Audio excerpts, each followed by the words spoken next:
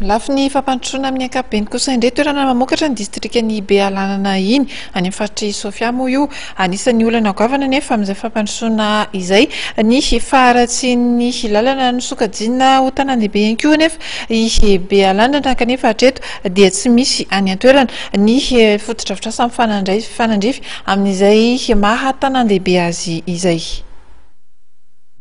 Tsara ampahafantarina fa distrikany Bealanana dia ao anatin'ny faritra Sofia izay isan'ny distrika tara indrindra any amin'ny faritra Sofia nefa izy no mpamokatra vary betsaka indrindra efa mitovy amin'ny Marovoay sy Ambatondrazaka.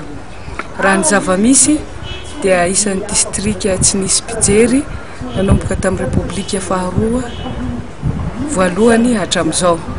Ny lalana ratsy dia ratsy izay famohanay vokatra lasa midina ambany ny vidin'ny vokatra izay. Ankoatran'izay tsy mbola misy rano fisotro madio hatramin'izao io distrika io.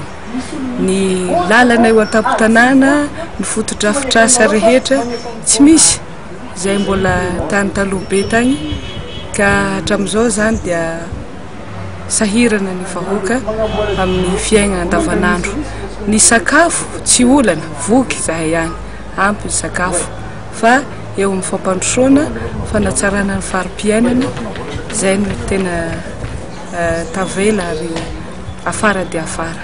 Betsaka ny hetaheta voalohany fanamboaran-dalana mampitohy ny Antsoy Bealanana Ambatoria Est izay commune tena mpamokabary zany.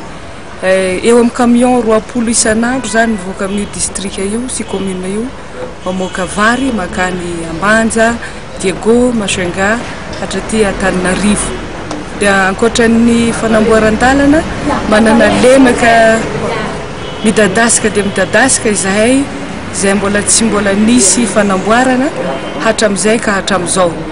Ka raha ohatra mba misy fanamboarana hoe aménagement de plaine anaovana tohadrano dia afaka mamboly vary indroy isan-taona izahay. Hatramin'izao dia indray mandeha miandro orana voajanahary ny mpamboly vary. Dia ny fanamboarana ny lemaka izay isan'ny hetaheta pon'ny Bealanana.